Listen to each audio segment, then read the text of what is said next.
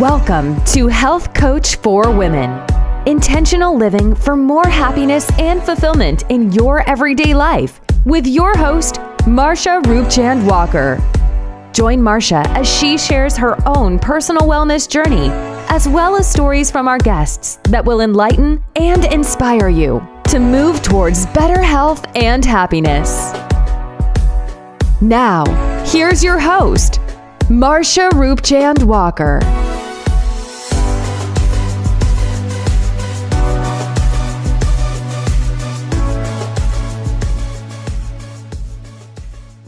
Welcome back. Thank you for joining me on another episode of Health Coach for Women, a podcast where we explore alternative and holistic solutions for better health and wellness. And I'm your host, Marsha.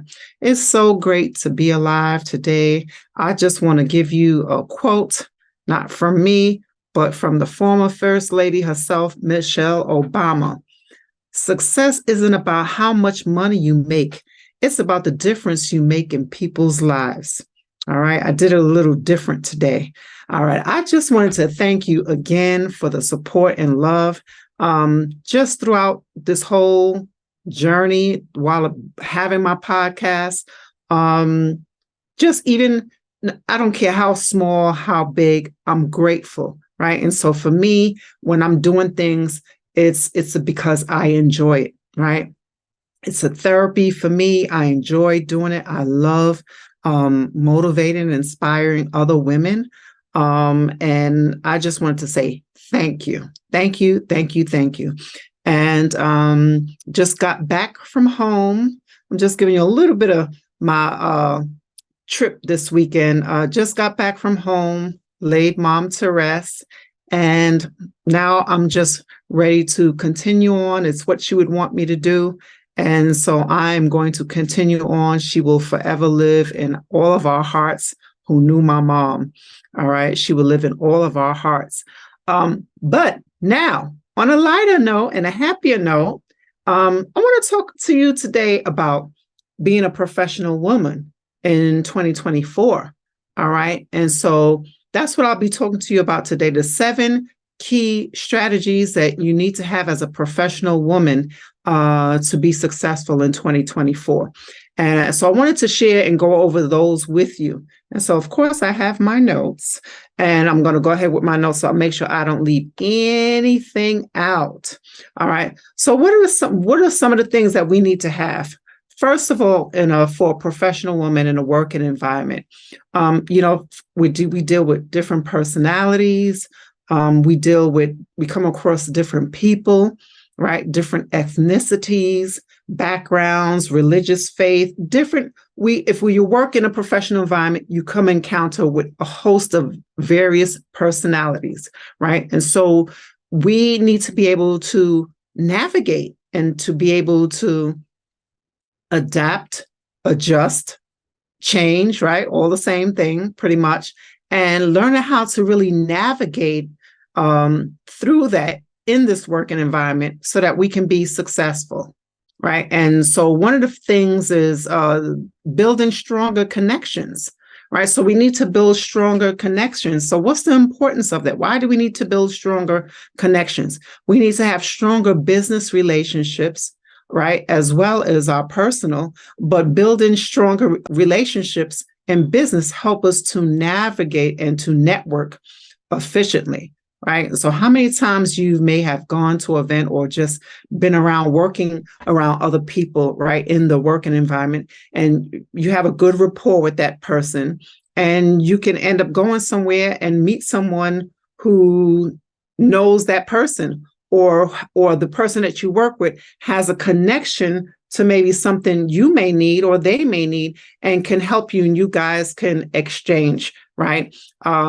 Your professional ideas, expertise, or maybe even come together and work together doing some type of business venture or collaboration in business, right? So it's important to have those strong connections, right? And having good character and work ethics is also important, right? Because you definitely don't want to connect or refer with someone who don't have good character and good ethics, right? Because it's a reflection, especially if you're doing a partnership, it's a reflection of you, right? You judge by those that you are around. You know that, right? So you definitely want to be able to do that. And with that also, expanding your professional network, again, having those connections for collaboration, but being able to leverage your social media, right? Being able to leverage your social media helps you in that way as well by being connected. So that's the importance of building those stronger connections. Again, some of the qualities you need to have for that, of course, is being of good character, right? Operating with integrity. That's important. Being a person of your word, right? Don't be a person who just says something, but actually back it up with action. That's important, right? And so how many people, when they say, when you're in Hollywood, let your people contact my people, and it's something that they say. I don't know. I see it in the movies. I have no idea if it's true or not, right? But my people will contact your people, right? And then they show you later on that there was never any connection. It was just Hollywood talk, right? But you want to, and the reality is that you want to be able to build those stronger connections so that you can connect and network and collaborate, and people can have, because all you have is your word, right? And so what you say and backing it up with what you say, right? By doing what you say you're going to do, right? And so that's all you have. And so you want to be a person who is, okay, this person, she says she's going to do this. She's going to make it happen. She's going to do it. And you know what? If she can't make it happen, she's honest enough to say, listen, I'm not sure if I can make this happen, but guess what? I'm going to try. I'm going to reach out to some people and let's see what we can do. Right. And so that's important. So, and the next thing is, number 2 is effective communication, right? How important is that? Very important. We need to be able to communicate effectively, right? And that's so important. Communication is the key, right? Being able to be clear in what it is that you're trying to say and to deliver, making your communication very clear, and also being assertive, right? In the work environment. You need to be heard, right? And you also need to listen, because it's not about just one person speaking and the other one just hearing it, right? Or listening, right? But not really hearing. So that effective communication has to come, with the intent of getting the message delivered, right? With the intent of getting the message delivered, but delivered in a way that is not harsh, that is not offensive, right? And so we want to be able to express ourselves in a way that is where the message is clear, right? The person who receiving that message, where it's getting clear, receiving it, but they're not receiving it in a negative place, from a negative type of energy, right? And so, because it's not what you say, but it's how you say it. And so presentation is everything, right? And so, it works both ways, right? It works both ways. So if you're someone who worked for someone else, your employer should not be looking down upon you and expecting to get increased productivity, yet they don't value you as an employee, right? Yet you're not valued. Okay, so each person brings something to the table. Each person brings a part of their work ethic, of part of their efforts to the table as a team, as an organization. All right, down to housekeeping, who keeps the bathrooms clean, right? Who keeps the bathrooms? So down to the housekeeper, they should not be looked down upon either. Right? Because all of the team members are valuable, should be valued, right? When you are dealing with being a team player. Okay.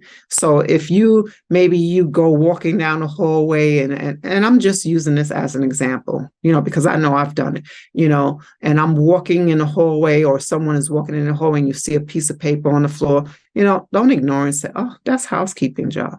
You know, you're in that working environment. Maybe you could just pick up that piece of paper that fell on the floor and throw it away, right?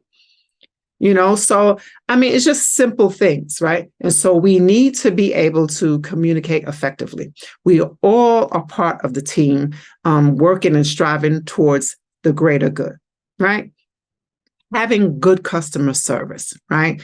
Being able to talk to people on the phone, even if they are an irate customer, right? So you always want to, and I've worked in customer service, you always want to work in a way where you de-escalate a situation, right? Listen to what the customer is saying, repeating back so that you know that the message is clear, repeating back in your own words, not of what the person is saying. All of these things are important. So effective communication is essential. All right. And so moving on to number 3 is stress management. How many of you are working in stressful environments? I mean, there's stress everywhere, right? In the fast food restaurants, especially Chipotle, right? It's always crowded. It's always a line. It's always fast, go, go, go. Right. And even at the fast food restaurants, I mean, everywhere you go, right? It can be everywhere. It's a lot of places everywhere you go, it's go, go, go. Right. And so with that, especially when there's lack of people to do these jobs, right? Because some people are taking on more than one position. Some people are taking on now, staff is short. So now there's more of a heavier workload. Right? So there's more of a heavier workload, putting more demand and stress upon that individual. Okay. And so when that happens, there's no time to be separate and have bickering amongst employers, amongst employees, your co-workers. There's no room for that. Right?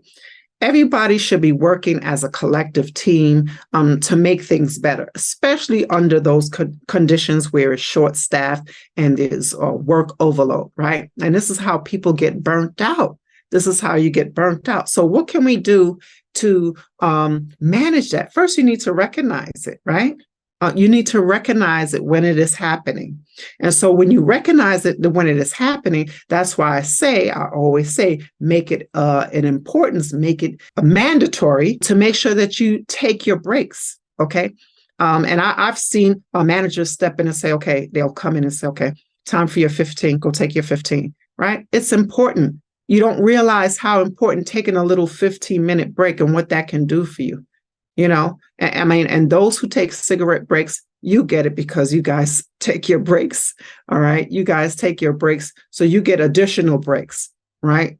So you get additional breaks. So it's important to be able to take those breaks in between so that you can get a chance to regroup and unwind. Right. And maybe during that time, you may take a moment to do some deep breathing, or maybe just sit in your car and relax for 10, 15 minutes and listen to some relaxing music. Or maybe you just want to talk on the phone to your girlfriend. Maybe that's what you want to do. Maybe you want to call your spouse, your significant other, and just kick it with them. Right. And it's okay to do that. That is your time for you, because guess what? Use it or lose it. They're going to take it from out of your pay anyway. So why not use it? It's yours. Take it. All right. And so you need to be able to have that balance. When you leave work, work should not go home with you. Okay. Work should stay at home. Work should not be taken for you to take home with you. All right. Leave the work situations at the job so it does not impact and negatively impact your family life, right? So let work stay at work, all right? And it's okay. Maybe you want to communicate with your significant other, your spouse, or whatever, and share about your day, right? And that's okay, right? Because sometimes, your spouse is all you have to talk to share and talk about your day with, right? Your significant other. They're who you come home to. And so you share about what happened at work and things like that, or in the office or whatever, if you have a business, maybe, whatever, right? And so you share that, and you can share and talk and have dialogue about it.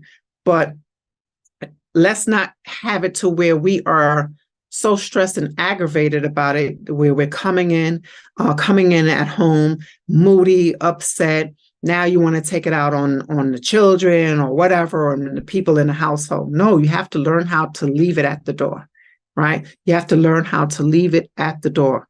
And I can say this, especially for people who work in healthcare, it can be very stressful. And not only healthcare, but those who are dealing with work in psychology and doing clinical therapy, psychotherapy, mental health, things like that. You can bring those things home with you, right? You can probably tend to where it impacts you. Now, those professionals who's been doing it for years, they've learned to leave it at the door, right? And they know when it's been too much, and maybe they may leave it altogether, right? Because it can be a heavy weight on you, especially when you want to help those people and you're not able to help them, right? And that goes the same like in healthcare. When you want to help save your patients, but it really is nothing more that you can do. You've done your best, and it was just their time, right? It's nothing you can do. You have to learn how to be able to manage that stress, right? And so some of the things, as you know, I've always mentioned before, breathing exercises, learning how to just do relaxation to calm down, relax, deep breathing, meditation, exercise. Maybe you can dive into your artwork, whatever it is, having a hobby, connecting with family and friends, right? Having that support group where you can just talk about things that makes you happy, and rather than things that's going to keep you feeling down and stressed out and burnt out. And so that's why it's so important to exercise, right? Because it does a lot for the body, especially when you are in overload mode, right? Take time to de-stress and unwind and find some calm and being present, right? Learning to be present in the moment, right? In the moment, being present, the here and now. So whenever you have a moment to just be, that's it, to just be, right? When you have a moment to just be in the present moment, you need to do that. I don't care for how long, how many minutes, you need to find time to do that stress management, okay? And so now I want to move on to number 4, which is setting healthy boundaries.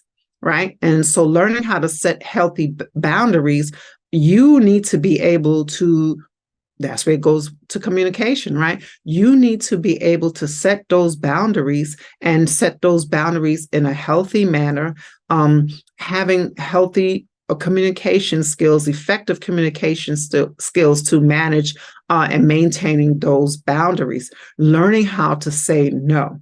Right? Learning how to say no when your plate is full, right? And so sometimes in some situations, you may not be able to do that, right? And you have deadlines for certain things, or certain things have to be done, like, again, patient care, nursing, things like that. Things has to be done, right? And so now the things that's out of your scope, right?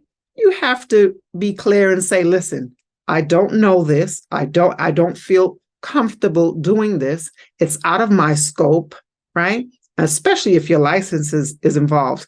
Don't be afraid to speak up and say no, right? If it's out of your scope and you're looking at your license, weigh your options, okay? If you do this and something was to happen, here's your license, right? Your license is on the line, right? Those were professional licenses. You have to be able to set those boundaries and say, no, I won't do it. Right. And believe it or not, some people are afraid to speak up, but believe it or not, when you speak up, now some people, they don't like it, right? Sometimes they don't like it and they will challenge you, and sometimes you get flack, but sometimes you have to stand up and be able to face the music with that. Sometimes you have to stand up because your morals and your values are worth more than you taking a risk of doing something that's going to jeopardize your license. Ladies, do you find yourself caught in the daily grind, juggling between the demands of your career and personal life? Do you dream of thriving both professionally and personally in 2024, but feel overwhelmed by the constant struggle? I understand the challenges you face, and that's why I'm thrilled to invite you to join the 5-day Radiant Soul Challenge. Picture this, a life where you have the secrets to not only survive, but thrive in both your career and personal space. The Radiant Soul Challenge is designed for women just like you, ready to break free from the chains of stress and achieve optimal health. Here's why you should be a part of this exclusive experience. Learn the secrets to thrive both professionally and personally in 2024. Discover actionable insights that will propel you towards success in your career while maintaining a fulfilling personal life. Create more work-life balance for better optimal health. Uncover strategies to strike the perfect balance between your personal aspirations and your well-being, ensuring that you're at the top of your game without sacrificing your health. Implement proven strategies for stress management and productivity skills. Say goodbye to stress overload. Acquire practical techniques that boost your productivity and keep stress at bay, empowering you to excel in your career with ease. Don't miss this chance to embark on a soulful journey. Join the 5-day Radiant Soul Challenge and redefine your path to success. Click the link below and secure your spot in the 5-day Radiant Soul Challenge now. Your thriving future awaits. Hope to see you there. And assassinate your character and your integrity. All right. So sometimes you have to be willing to step up and be willing to be firm on your values and beliefs and set those boundaries and make it clear. And if someone can't respect and honor that, then maybe it's time to move on. All right. And so with that, I'm going to move on to number 5, which is delegating for success. All right. So you have to be able to learn how to delegate. Right? You have to be able to learn how to delegate. You have some people who feel like they need to do it all because no one, if I don't do it, it's not going to get done. It's not going to be done the right way, right? You have to let go of that. You have to learn how to be able to delegate, and you have to learn how to do it in the right way. Right. And so by delegating, right, those who now certain tasks, learning how to delegate certain tasks, you're going to do it according to, of course, that person's skills and their knowledge and what they know how to do. And you set those tasks accordingly to those persons, not only just their skills, right, but personality when you're interacting, when they're face to face with customers, right, when they're face to face with clients, learning how to be able to delegate. And identifying those tasks, right? And so that you can be able to have that certain individual or person to be able to be front and center, so to speak, right? And so you wouldn't put a hotel guest manager, someone who is not good with people, right? Don't have really people skills. You wouldn't put them at the front desk, would you? You know they're not good with people. So maybe they just need to handle the things in the back office, right? But you would put someone who's very pleasant, personable, right? Is great with people, tend to really can de-escalate a situation before it even arrives just because they know how to speak to people. Right. So those are the people that you want front and center, face to face with people, because they just have that skill, that knack, that ability to make a person feel welcomed. Right. Make a person feel welcome and warm. And so and can diffuse a situation before it even occurs because of their people skills. Right. And so that comes naturally. You just have to have that skill. Right. Because people can see fake. Right. People can,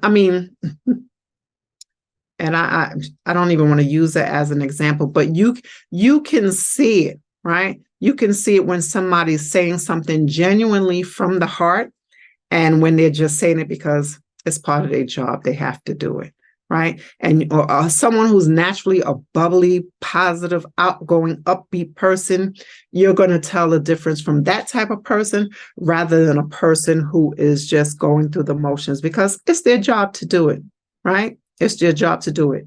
All right. And so you could just look at them and you can just their demeanor, their whole persona, the energy, the vibe that they give off, you know when it's not genuine, right? You know when it is not genuine. And so being able to delegate is important, right? And so with that, you're able to build a strong collaborative team, right? By doing that effective delegation. So that's important. And that leads me to number 6, time management, right? Time management. You have to be able to manage your time effectively, right? And by prioritizing your task, right? Setting priorities of what needs to be handled first. What is the most important thing that needs to be accomplished today? And let's get that done and get it out the way. Let's move on to the next thing. Or, and that's why for me, I like writing things down. And as I'm going through my list, then I check it off as it's done. It helps me to feel like, okay, this is how I'm keeping my day productive, right? So being able to manage your tasks and prioritize, right? And being able to balance the short-term goals along with the long-term aspirations, right? So you should be able to do that. There's so many little apps and things out there that can help you with, if you're not good with time management, there's little apps and things that you can do. But for me, what works for me is I just write them down. This is today, this is what I'm going to do, and it's going to be done before 12.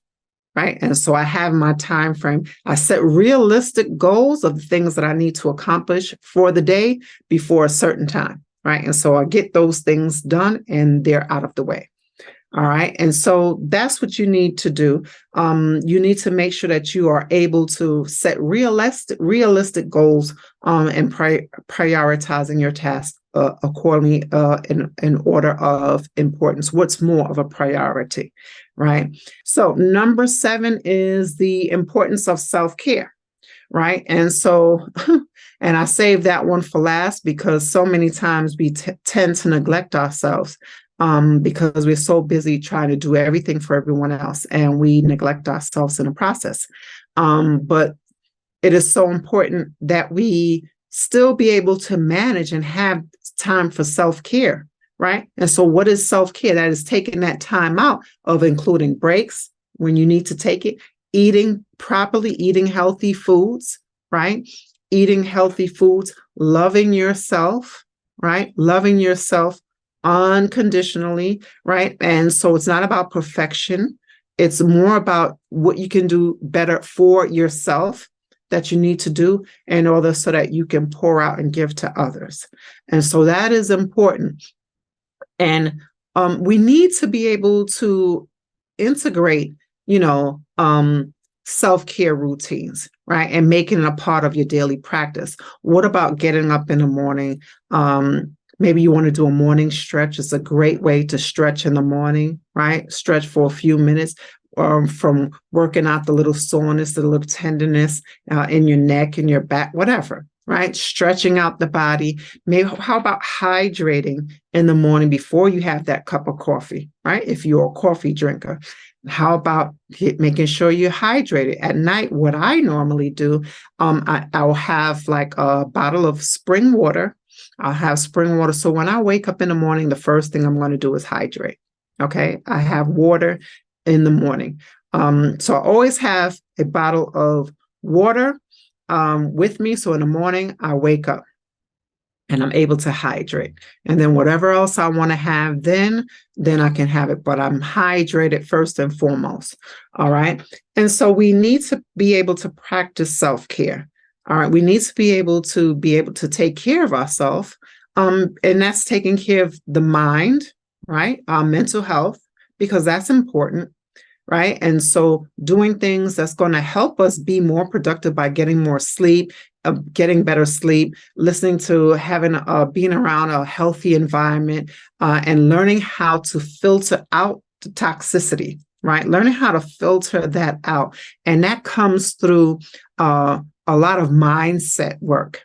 Okay. That comes through a lot of mindset work where you can work in a negative environment and you can kind of learn it. It takes some practice, right? But you can, and if you're not one who's into, the negativity with gossip and all of that stuff, you'll have no problem doing it, right?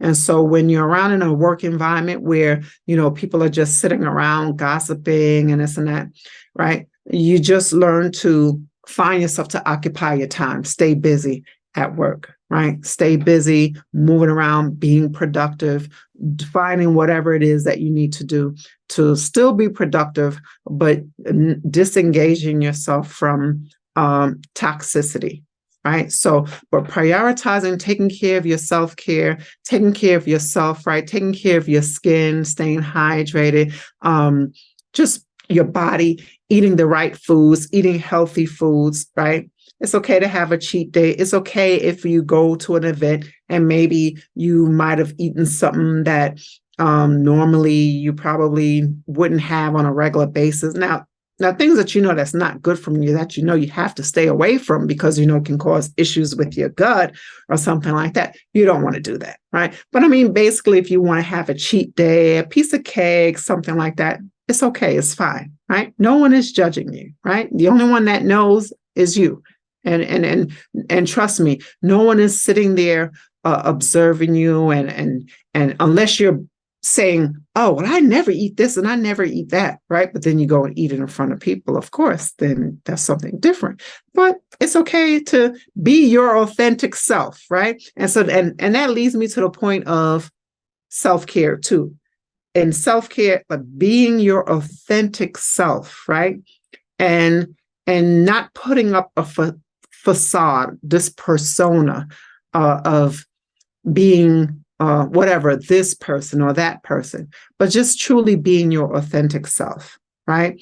And not being afraid to be vulnerable, right? And so you've witnessed that with me on my podcast. I've talked about the different things I've experienced on my journey, right?